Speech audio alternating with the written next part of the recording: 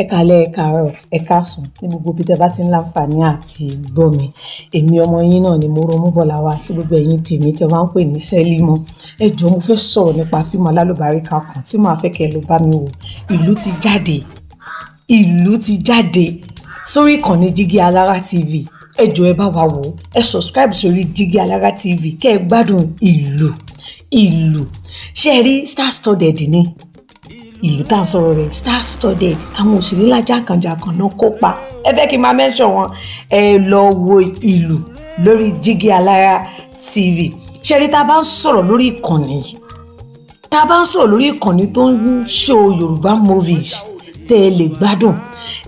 Àwọn Yorùbá movies tó yẹ pé tẹ́ ẹ bá wò ó ń kọ́ni lẹ́kọ̀ọ́, ó ń kọ́ni lọ́gbọ́n, ó ń kọ́ni lóye. Ẹ kàn sí Jígí Alára TV.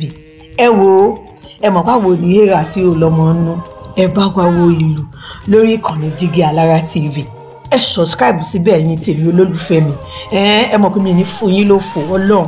Ẹ mọ̀ mí pé ní fún yín lófò. Ẹ bá wa wo ìlú lórí ìkànnì Jígí Alára TV.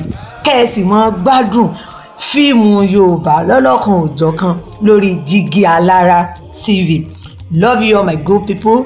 Once again, my name is Moromobolawa tí gbogbo ẹ̀yin tèmi mọ̀ sí Sẹ́límọ́. Ẹ bá wa wo ìlú ti jáde sórí Jígí Alára TV. Love you all my good people.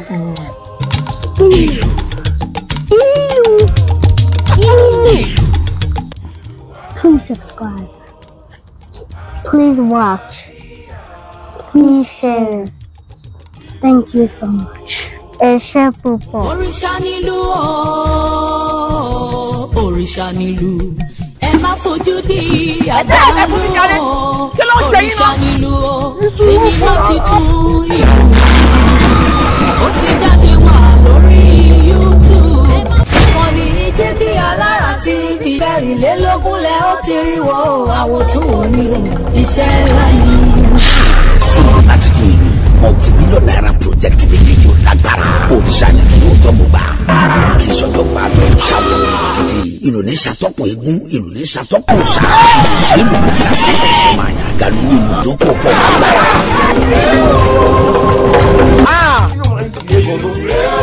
O lè jẹ́ láì ṣe pé fún yòó ni. Wọ́n ló dúró lóko. Ọ̀bẹ̀rẹ̀ lóko.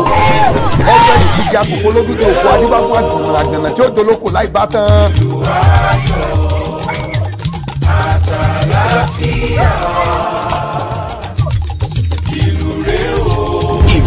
Agbára sinimá tó kura padà búyọ tó kura padà gbà. Ó fún lọ́nà láfojú ó yà pẹ́rẹ́gẹ́dẹ́. Ìwọ̀nba ni yẹn ń gbóná mọ́ láì ṣọ́ka. Olówó ayé ẹ̀rọ ra lànà kókó fẹ́fẹ́. Káyọ̀ ọmọ tìbí ọmọ mú wa ni o. Sinimá titun ìlú ká tó parí ẹ̀ ní location tó dúró tó. Ẹ̀gá tá a sọ fún yẹ. Owó gbowó là ná lórí ẹ̀. Adéọmọ Bankole. Aláṣẹ àfúndarí ilé-iṣẹ́ Jígí Alára ẹlẹ́gẹ̀rún ni executive producer. Pẹ̀lú co-producer Yèyé Rosodika. Níyà Adédayọ̀ Age. Pẹ̀lú Adébáyọ̀ Jẹ̀lílì Piccolo ló direct yẹ. Starring Akin Lewis. Yèyé Rosodika. Taofik Adéwálé Dìgbòlùjà. Babátúndé Báńgbọ́dẹ Fọ́kọ́kọ́. Taofik Salami Mondusi. Òkìkí Ọ̀ṣìjọ́mọ́lẹ̀. Ìyákú Ègbé. John Odika. Ológbòjò. Moromobolawa. Tọ́wọ́ ń dùn àti bẹ́ẹ̀ bẹ́ẹ̀ lọ. Nínú sinimá ńlá ìta àgbẹ̀ àkọlé ẹ̀ ní ìlú. Subtitled in English. Apá kìíní ẹ̀ máa jáde kásàgbà sórí YouTube lọ́jọ́ Wednesday September 24 ọdún yìí. Nígbà tá pákéjì ẹ̀ máa jáde lọ́jọ́ Friday October 24 ọdún yìí bákan náà. Ẹ̀kú mẹ́ni tẹ̀ ní ìkànnì Jígí Alára /Brazil/TV.